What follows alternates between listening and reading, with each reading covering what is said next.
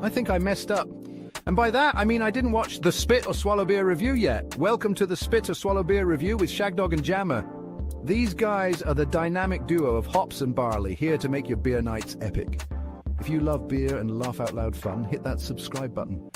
Like, comment and share if you've ever spilled a pint. So, grab a cold one, call your friends, and remember, life's too short to drink alone. Cheers!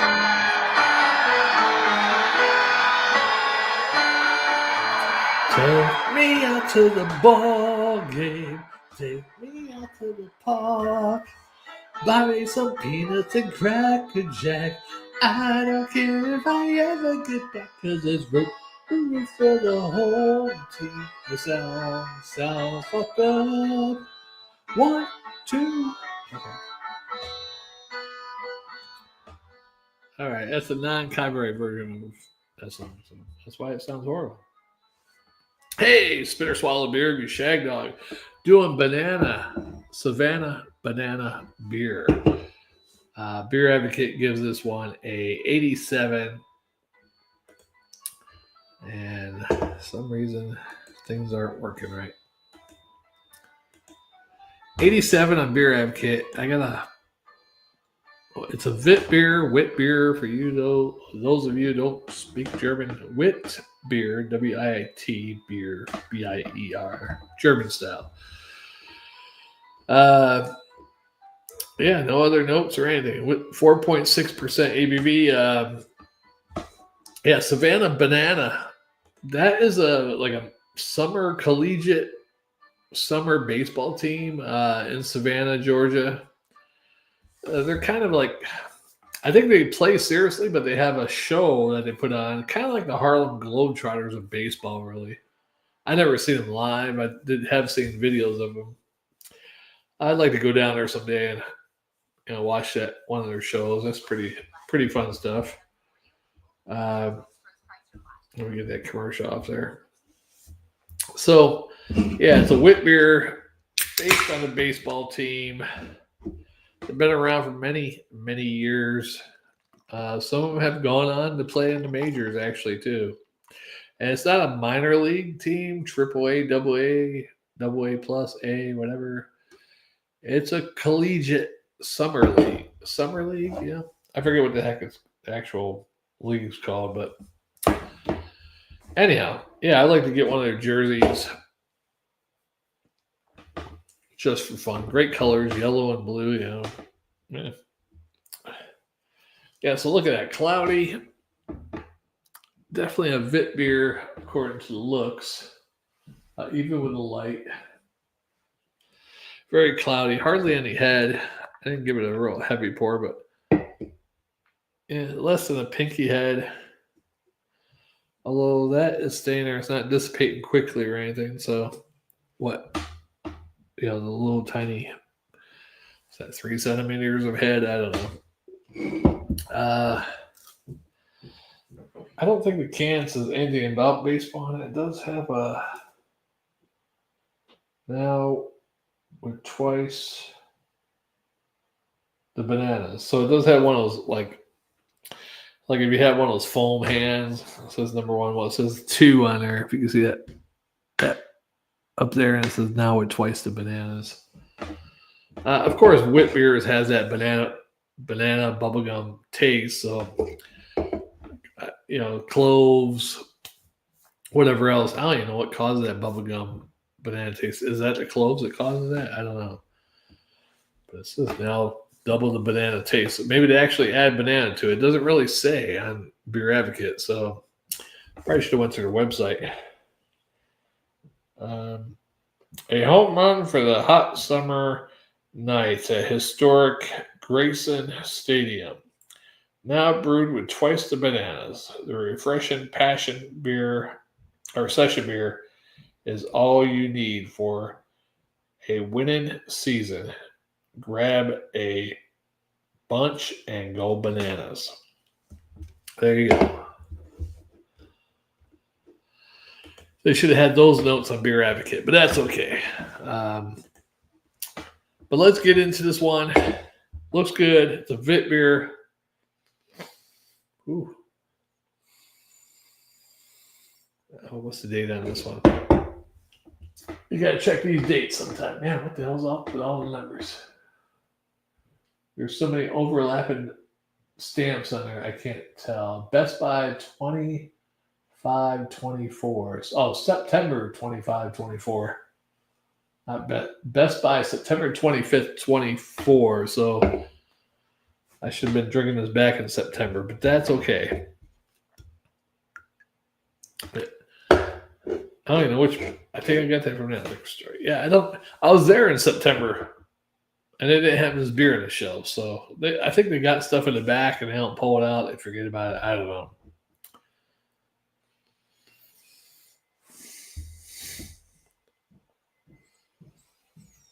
Definitely banana. Maybe a slight bubblegum scent in there. A slight sour. I'm not sure if that's from it going bad or what. But let's just go ahead and drink it. Savannah Bananas. I'm getting a little stuffed up. That's not good.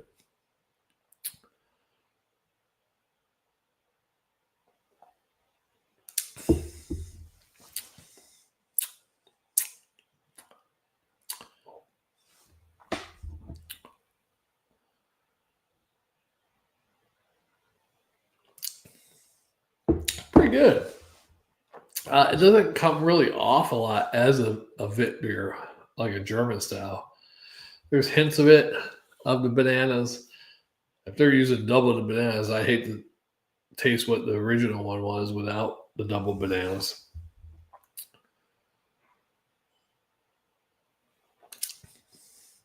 It's not bad. Slight wheat, slight banana.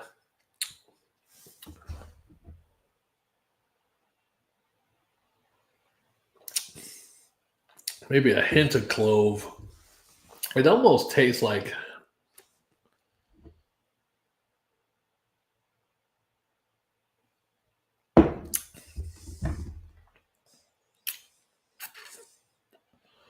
it's not bad. Pretty good. It's a sessionable. I guess they're right. Sessionable wheat beer, Vit beer. I don't know why I have to say it all three ways, just so people will understand, I guess, all three different groups out there, yeah.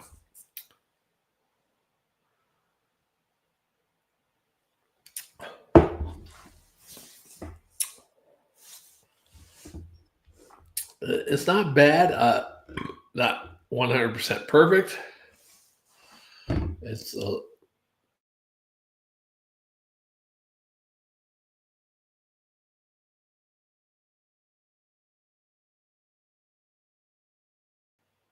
kind of weird.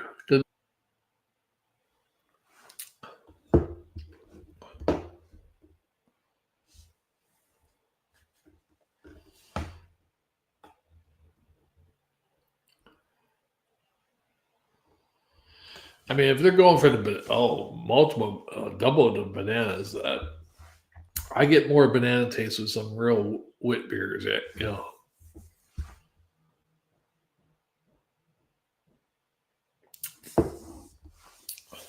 But it's not bad. It's a sessionable, slightly wit beer. I guess if you're at the baseball game with the Savannah Bananas, let's look who Savannah Bananas play, because what teams do the Savannah Bananas play? According to the official site of minor league baseball, the Bananas play their own version of baseball called Banana Ball. The team is based in Savannah, Georgia, and play their home games at Grayson Stadium, but they take the show on the road on the Banana Ball World Tour, where they play their rivals, the Party Animals, and other professional teams. Wow, so they're just like a summer league. They play the Firefighters, the Texas Tailgaters, the Party Animals. So it's college. It's like a college summer league. So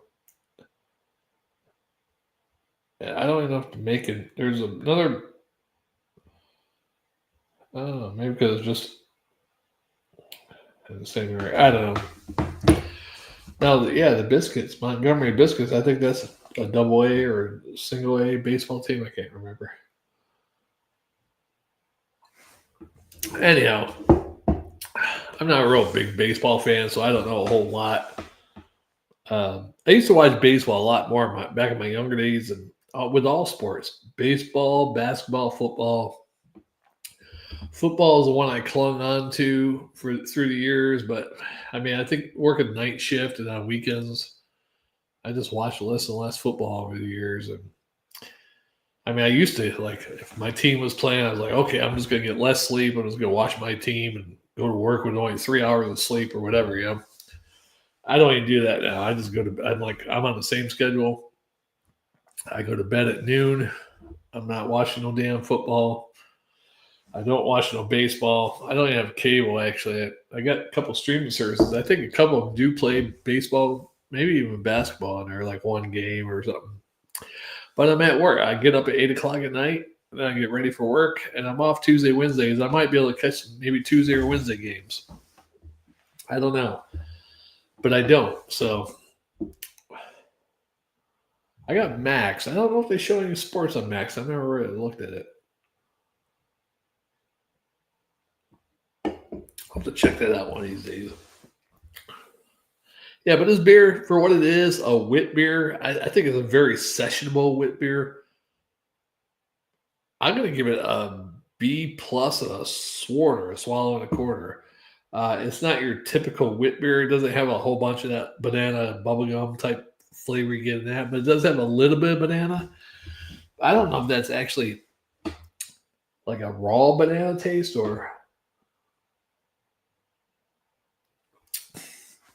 something from the brewing process, but they say we added double bananas, so it's making me go bananas. Hey, is that a banana in your pocket, or are you happy to see me, right? That's what she said. And I said, yeah, I'm happy to see you. And it really is a banana in my pocket. Yeah.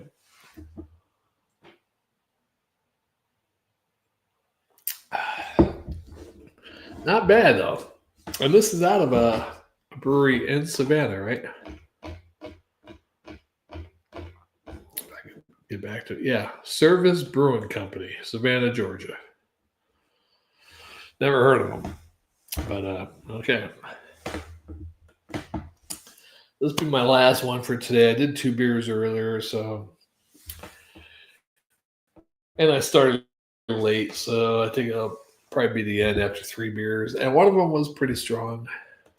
This one is only 4.6%, so not too bad. Stronger than a light beer, but hey, Michael,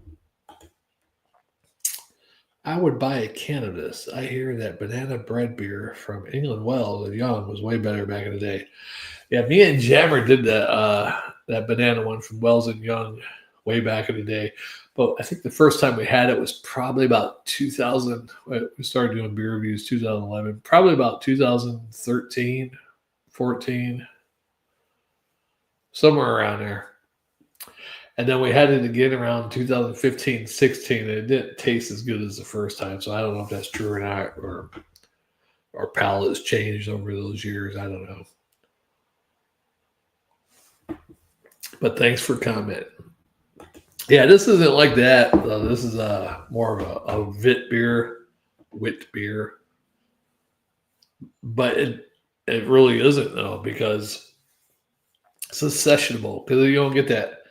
There's not that clove taste in there like you get with a wit beer. It's just a slight banana.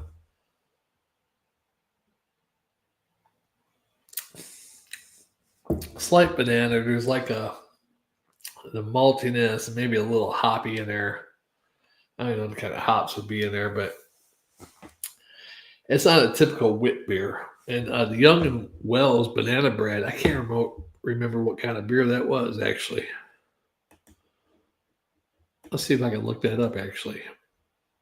Because I remember that beer, but I don't think it was a wit beer for sure. Wells and Young banana bread beer. Let's see what kind of beer that is. Let's see. Are they still around, Wells and Young? Wells Banana Bread Beer. Is it under Eagle Brewery now? I don't know. Shit, I might not be able to find it. Oh, that's in it. That's not Eagle. Okay. Well. Well, Eagle's Banana Bread Beer is a fruit and field beer. I don't know about Wells and Young, though. I thought it was some certain style of beer, but I can't remember what it was.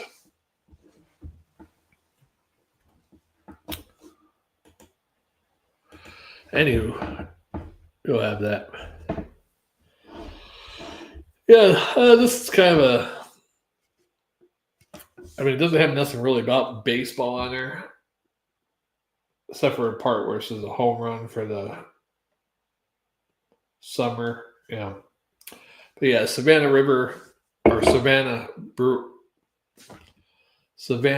Bananas baseball team, collegiate summer league, whatever they are. Yeah. Yeah, they play baseball.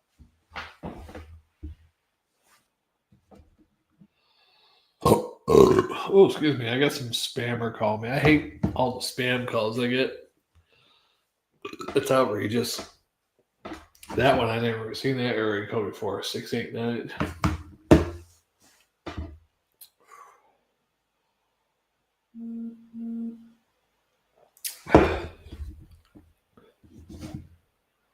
Yeah. Yeah, so I give this a B plus as a swallow and a quarter. Though it is pretty. It's a very drinkable, poundable type wit beer. Vit beer. I say vit. Some people say wit. They English American spell it out or pronounce it out like it's spelled W-I-T beer, wit beer. But I think it's pronounced vit with the W being pronounced as a V in German. Vit beer. Or some people just think that is German or Belgian for wheat, which I think it is actually, but they just say wheat beer. There you go. There's your beeristery history lesson from Shag Dog.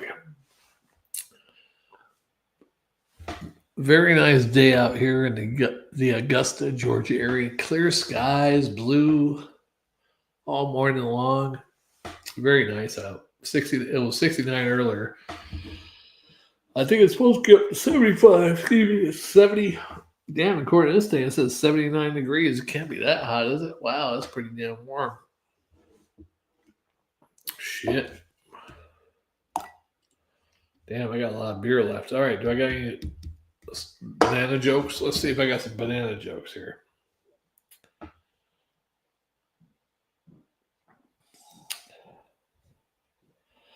Let's go with some history.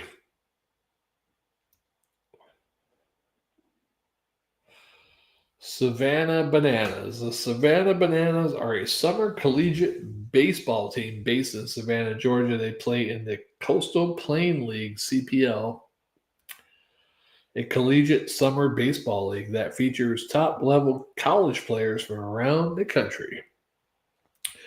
Here are some fun facts about the Savannah Bananas. Unique name. The team's name is inspired by Savannah's rich history as a major port city for banana imports. Oh, great, got it. Googly moogly. Entertaining brand. The Bananas are known for their entertaining brand of baseball, which includes wacky promotions, silly contests, and fun, family-friendly atmosphere. Historic stadium. Bananas play their home games at Grayson Stadium, a historic ballpark built in 1926 that has hosted many notable baseball teams and players over the years.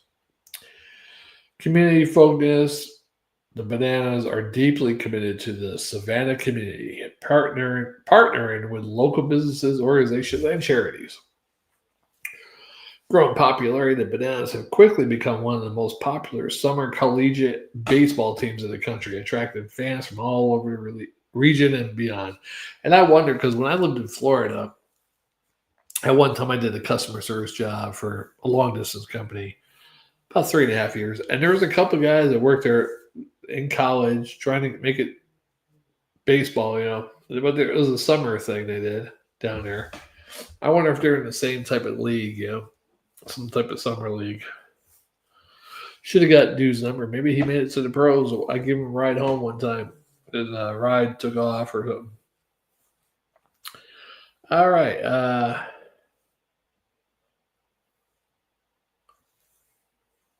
Yeah. There you go. Notable alumni from the Savannah River, or Savannah, not the Savannah River, Savannah Bananas. Kyle Lewis, 2015 outfielder, played with the Bananas before drafted by the Seattle Mariners. He made his MLB debut in 2019. Will Bednar, 2019, being drafted by the Giants in 2020. Tanner Allen, 2018, outfielder, played for the Bananas in 2018 before being drafted by the Miami Marlins in 2020. And CJ Abrams, I heard of CJ. Good job, guys. Now I'm thinking, besides that summer league team, they must have been called up because baseball is during summer, right? Maybe it's you're in college, you're a freshman, sophomore, junior, whatever, and maybe during the summer you can join these summer leagues, get more play or whatever. Scouts looking at you. I guess that's what it is, because basically once you get out of college, if you're staying in college that whole time, then you go pro. I mean, whether you get drafted by the Marlins or whoever, it might send you at first to their affiliate A team, double A, triple A, whatever. Who knows? And then you work your way up and down. So yeah, it's a tough business, baseball, man. It's hard to break. You gotta be good. You gotta be damn good. I mean, if you get an A, double A, triple A, you gotta showcase yourself, man, to make it to the big leagues. And then you get to the big leagues and you might not be good enough still. And there's been some baseball players. One of my namesakes, his rookie year, had a good couple games when they called him up from AAA in the summer. But he just couldn't. He did a grand slam and this and that and this, and then he got in the playoffs. Yeah, he played a little bit in the playoffs, whatever. I don't know if it was that year or the second year. But then after that, you didn't really hear too much about him. Then he went to 2 or 3 different teams, got in trouble one time, beating up a pizza delivery guy, and other stuff, and ended up in Japan and ended up coaching a Japan team or Japanese team or something like that.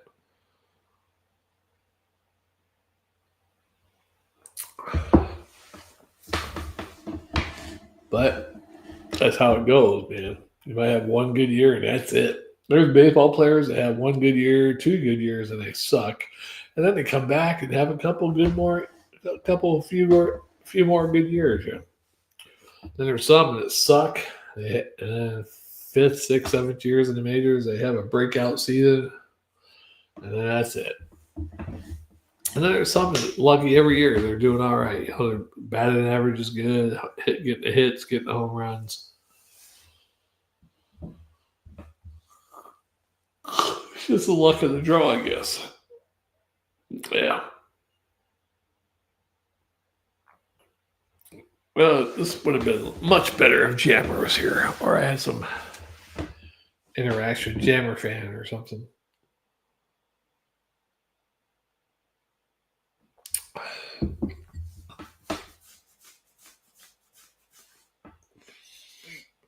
Fifi.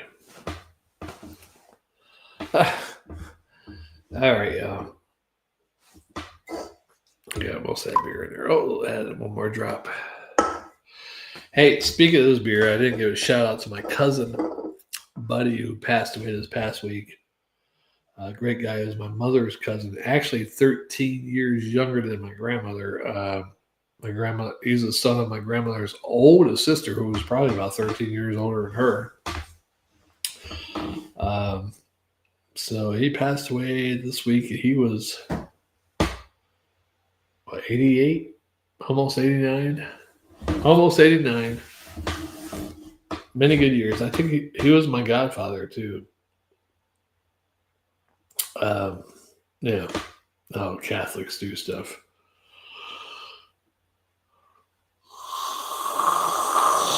Ugh. Yeah, so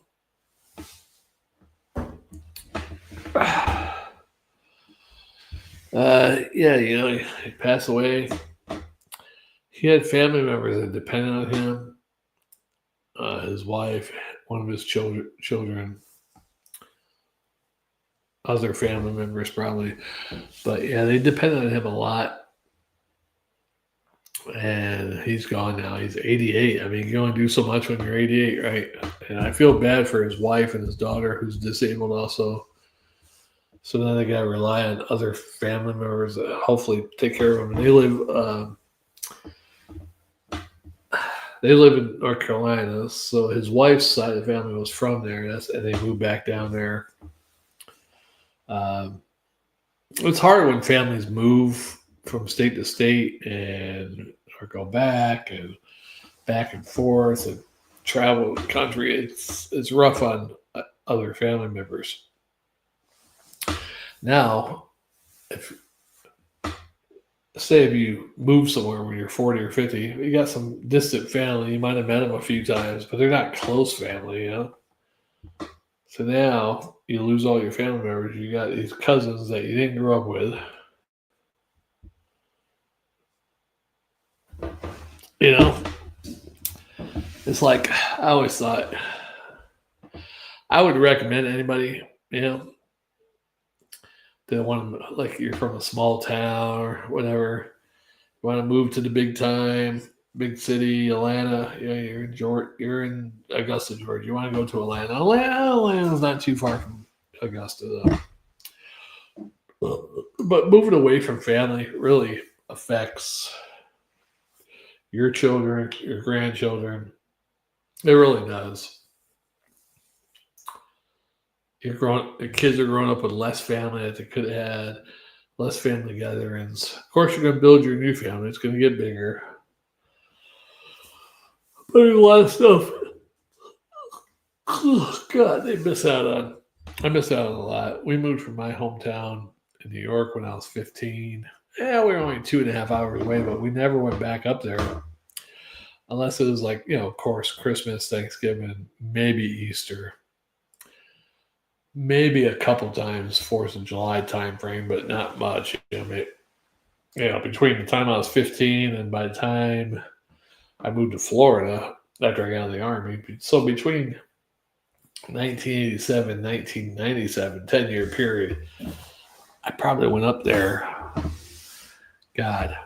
2, 4, 6, 8, 9 or 10, 11,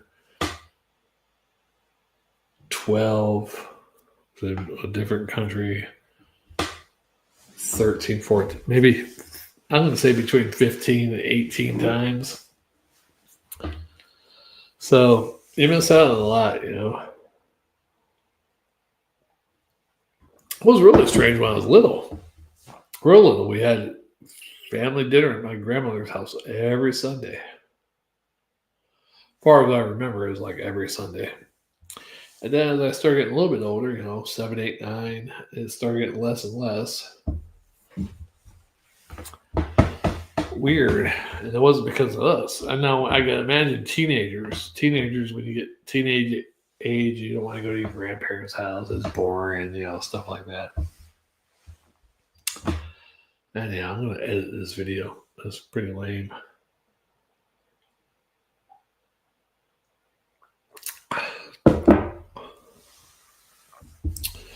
Oh, I gotta quit doing it because the damn thumbnail comes up. I like to put my hand on my back, maybe because of my hairy back. I like feeling it. Or maybe I'm stretching, But that shit comes up as a thumbnail all the time. I'm like, damn thumbnail. Fuck you. How about that thumbnail?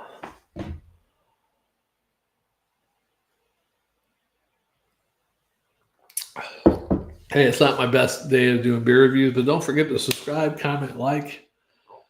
Jeff, I don't know where you're at today, but yeah. Thanks a few people that watch. Mike, thanks for watching. Gotta get this beer down and get out of here. I think I got it all right. Yeah. I'm tired. What time is it? Yeah, it's time to go to bed.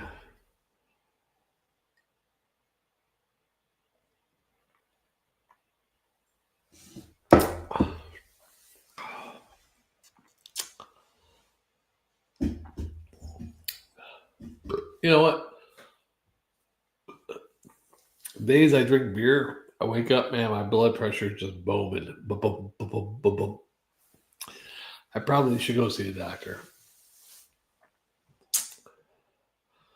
Usually, if I drink 2 or 3 beers, and they're the usual range 4 to 6%, not too bad. But I get one of those like 8, 9, 12% beers, plus 2 or 3 regular beers. That heartbeat is pumping, like someone's stroking that heart.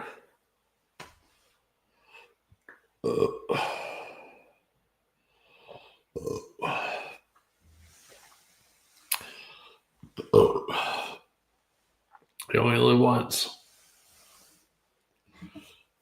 Hopefully that's not famous last words.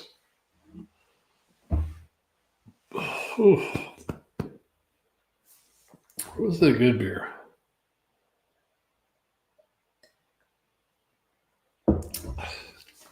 Next time I want to try to get on here earlier. Get these beer reviews going by 10 and it'd be done by 12:30 or 1, right? That's like what, 2:30 right now? Yeah, 2:36. All right, well, good news. Any of my Rat fans out there, Warren D. Martini and Steve Piercy are getting together on, what was it, M3, I think it's called, in Maryland, a show that, from what I gather, they have Carlos Cavazzo, who was with Rat from 2006 or 7 up until 2014, 15. Was on their last record with them, Infestation. No Robbie Crane, no Juan Crozier on bass. Bass is going to be played by Matt Thor, who was the original Rat bassist way back in the day during the Mickey Rat days, and he played with Rough Cut. And I think he's touring with the Stephen Piercy band right now. Of course, on vocals, you're going to have Stephen Piercy, guitar, Warren D. Martini, Carlos Cavazzo. And on drums, no, Bobby Blotzer ain't going to be there. The other guy that was touring with Rat one time, not him. It's going to be, what's his name? He used to be a drummer for Slaughter, I believe. Let's see if I get his name here. Drummer for Slaughter. Bias Elias. He's going to be drumming. Well, he's drumming right now currently, I think, for the Stephen Piercy band too. So he knows Rat songs. Now I don't know because I thought I saw something about Invasion. And this the 40th anniversary of Invasion of Your Privacy. Not as big as record as Out of the Cellar, but still pretty big, but not as popular as Out of the Cellar. So I don't know if you're gonna play that whole album, which I don't think they should. I think they should play a good majority of some songs out there because it's 40th anniversary, but I don't think they should play the whole record. I think you should play your Out of the Cellar or Round and Round songs, your big songs, and maybe play, because they usually play Lay It Down and You're in Love off Invasion of Your Privacy. Maybe add in 2 or 3 more songs, What you give is what you get. Give it all. I'm trying to think of some other ones. Dangerous but worth the risk, maybe. Never Use Love is a good one. Give It All and Never Use Love. I like both of those songs. We'll see what they're going to do. There's also rumors that they're talking, Stephen and Warren talk about maybe doing one more record and tour. They're getting old, those. Warren's the youngest. He's like 61 or something, but Stephen's like 67 to 68 years old. I mean, eventually you're not going to be. I mean, look at this. Night Ranger, the drummer, Kelly Keegy, good drummer, good vocals. And I even thought a couple of years ago, I was like, wow, he's still singing pretty good. And I looked up his age. Wow, he's 70. Well, now he's 77. And I saw a concert from this last year, and he sounded like Joe Biden trying to sing now. I was like, Kelly, don't do this to yourself. Let the memories remain from your previous shows. Just stop, because it wasn't Kelly Keegy from 1980, early 80s till a few years ago. When you get old, at a certain point, you can't do the things you did when you were younger. Singing, cooking, running a train, anything. You can't do nothing like you did when you were younger.